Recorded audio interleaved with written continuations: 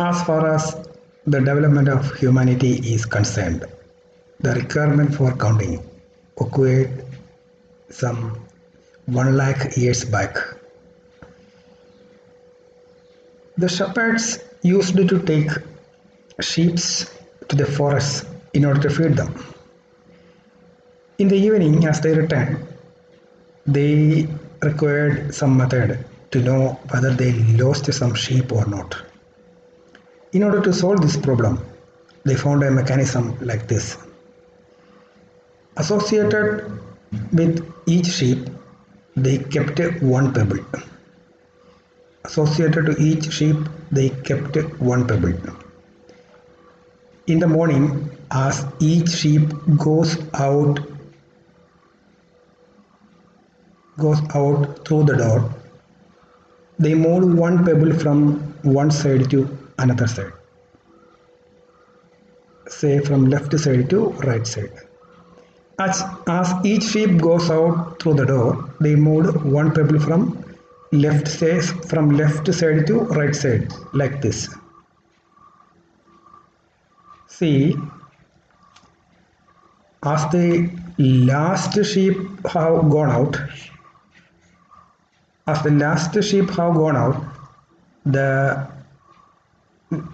the number of stones that remained on the right side indicate the total number of sheep that have gone out on that day.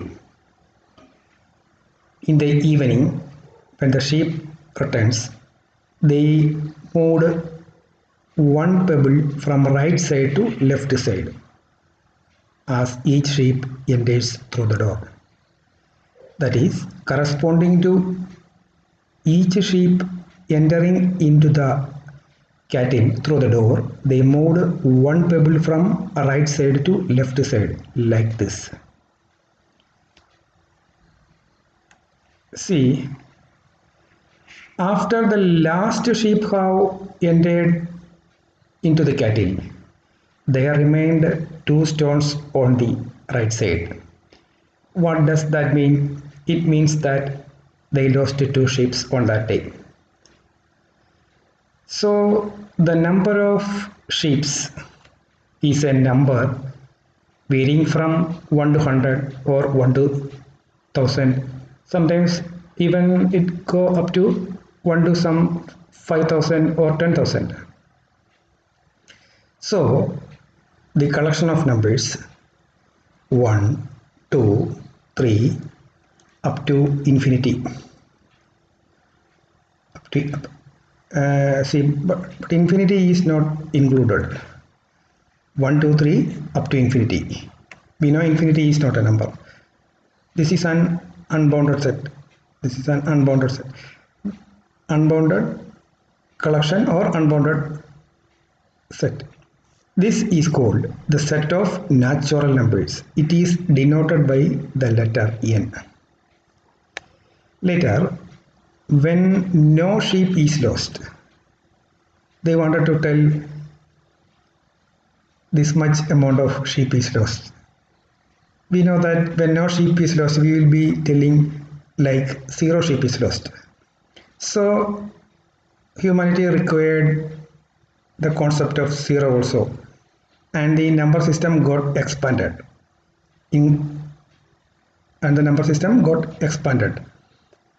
So they added 0 to the set of natural numbers. So the collection of numbers 0, 1, 2, 3 up to infinity is called the collection of whole numbers. It is denoted by the letter W. Now we have the collection of natural numbers and the collection of whole numbers. See, later humanity faced some situations in which this whole number is not sufficient to express some of their real life situations. Suppose in a competition, a student is asked 3 questions, and if he answers a question correctly, he will get 1 mark. And if he lose if he fails to answer or if he give wrong answer, he will lose 1 mark. A student, namely Ashok, he answered the first question correctly, so he got 1 mark. And the second question he was not able to answer, so he lost 1 mark. The third question also he was not able to answer and he lost 1 more mark. Now what is the total marks scored by Ashok? Now the 1 mark he got is lost when he failed to answer this second question. So his mark is 0 minus 1. So 0 minus 1 is not in the set, in the collection of or in the set of whole numbers. So humanity required the concept of negative numbers. What is negative of a number? The negative of a number is that which annihilates or destroys that particular number. That is,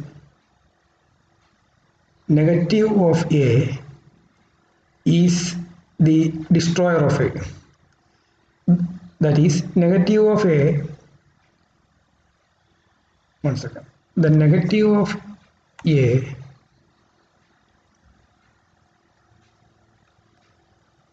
plus A will give the number 0. Yeah, this is the concept of negative numbers. Later, humanity found that this the number system got expanded to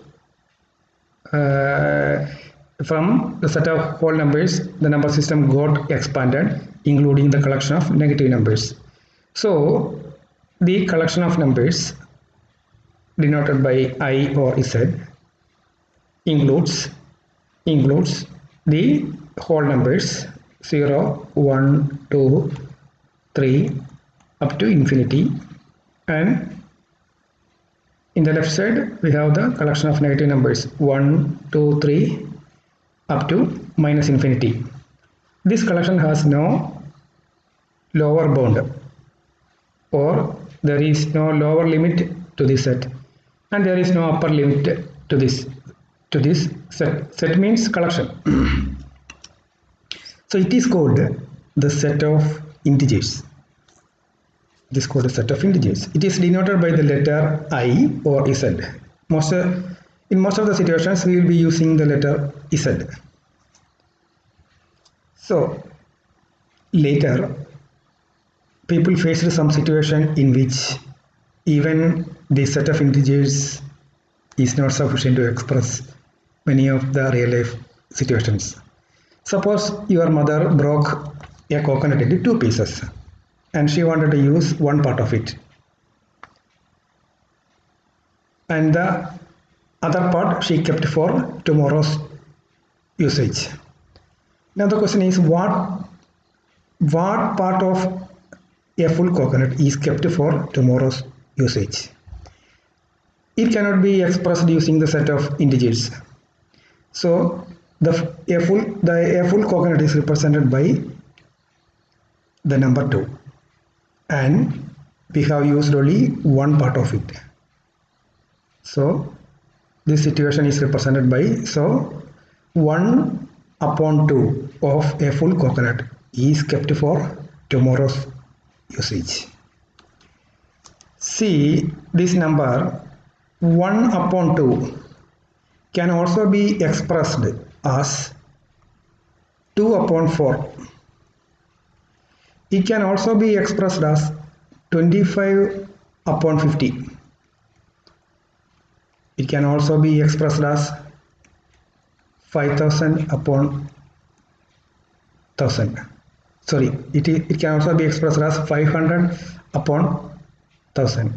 So we have infinite number of representation for the same rational number. So a number, this 1 by 2, we have infinite number of representation for the same number, namely 1 upon 2. Numbers like this are called rational numbers. That is, a rational number is a number of the form P upon Q, where P and Q are integers and Q not equal to 0. A rational number is a number of the form P upon Q, where P and Q are integers. P and Q are integers and Q not equal to 0. Q cannot be equal to 0. If Q equal to 0, then it becomes infinity, and infinity is not a number. So a number of the form P by Q, P upon Q, is called a rational number. A rational number have infinite number of representations. So here we have we can see that 1 by 2 is having so many representation. So there is only one representation in its lowest terms. That is, if we cancel the common factor, we will get 1 by 2. If we cancel the common factor here we get 1 by 2. This rational number, namely 1 upon 2, is in its lowest terms. That is, we have no common factor between P and Q. P and Q have no common factors. So after cancelling the common factor, we get a rational number in its lowest term. Okay. Now I think we have understood what a rational number is. Now we will be solving a small problem. See, find 3 rational numbers. Find 3 rational numbers between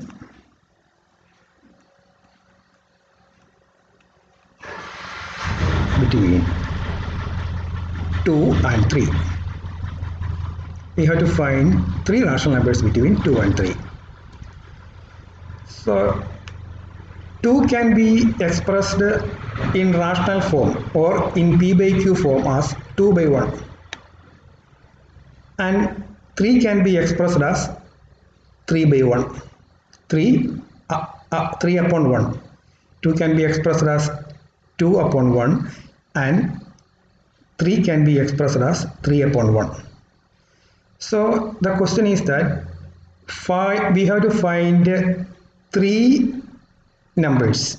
We have to find 3 numbers satisfying this condition. Satisfying this, we have to find 3x.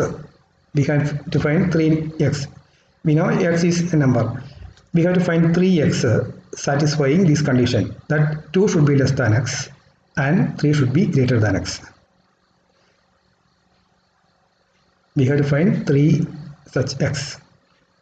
See, 2 by 1 is equal to 20 by 10. We will be multiplying both numerator and denominator with the same number, namely 10.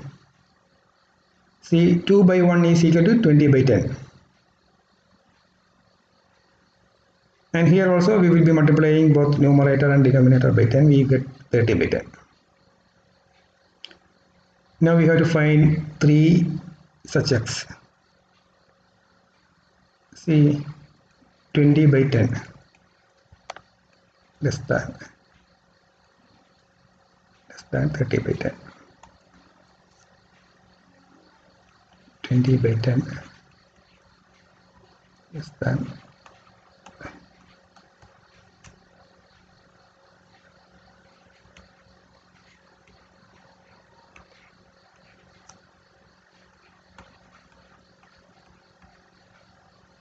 See, 21 upon 10 is a number that lies between 20 upon 10 and 30 upon 10. Similarly, 22 by 10 is also a number that lies between 20 by 10 and 30 by 10. Similarly, 23 by 10 is also a number lying between 20 upon 10 and 30 upon 10. I think we got three numbers. One is 21 upon 10, second is 22 upon 10, and the third one is 23 upon 10. So we will be solving one more problem. Prove that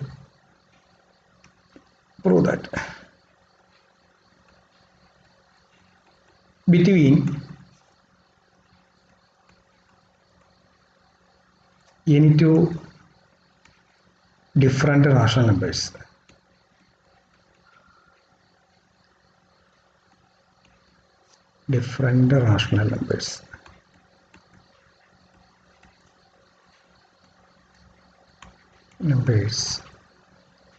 there exist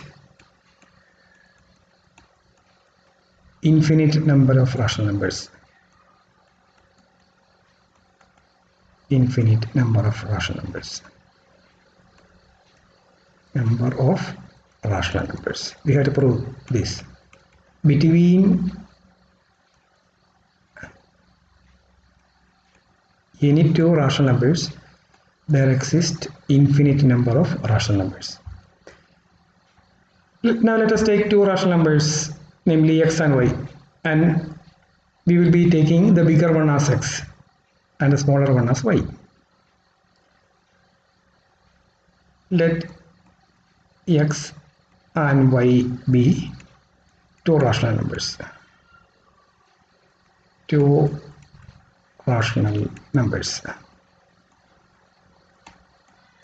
With x greater than y. So we are given two rational numbers. The bigger one we will be taking as x and the smaller one we will be taking as y. Now I am going to tell a small result. We know that we consider two numbers, namely 1 and 2. What is the average of 1 and 2? 1 plus 2 by 2. This is 3 by 2. That is 3 by 2 is the average of 1 and 2. Even only 3 by 2 lies between 1 and 2. We know that 3 by 2 lies between 1 and 2. So the average of any two number is a number lying between the two numbers. I think average of x and y will be a number lying between x and y. Okay. So we will be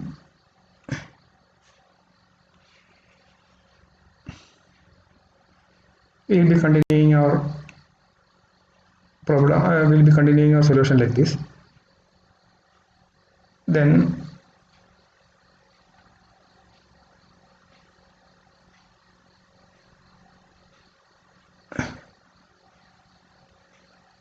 see, y plus x by 2 is a number lying between x and y. Here x is greater and y is smaller. See, y plus x by 2 is a number lying between y and x. Okay. This is the average of x and y, or y and x. We know that x plus y is y plus x because addition is commutative. So we get one number called Z1 is equal to y plus x by 2. So Z1 is a number lying between y and x.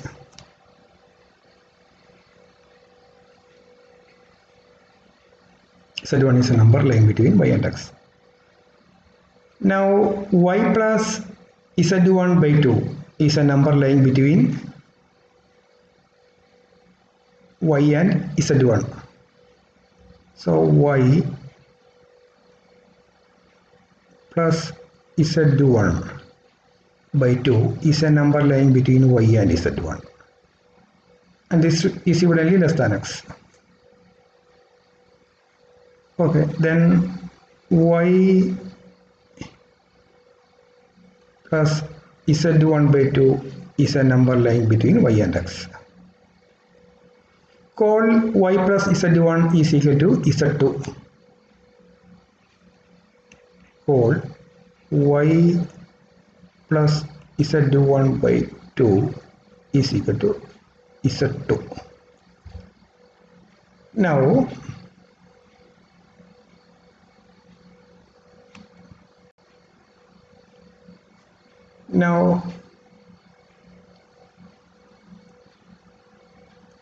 Z2 is a number lying between y and Z1. This is less than x. So y less than Z2 less than x. Now y plus Z2 by 2 is a number lying between y and x. See, y less than Z2 plus y by 2 is a number lying between Z2 and y. Then called Z3 is equal to Z called Z3 is equal to Z2 plus y by 2. Continuing like this, we get an infinite number of numbers lying between y and x. Continuing like this, we get infinite number of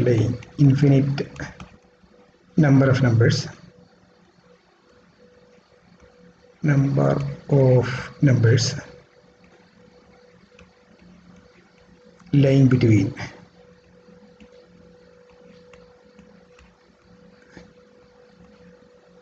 y and x. I think you have understood this simple proof. So on the next class, we will be continuing our discussion with the irrational numbers, that is, numbers that cannot be represented in the form p by p upon q, where p and q are integers and q not equal to 0. So in the next class, we will be discussing about irrational numbers. Thank you.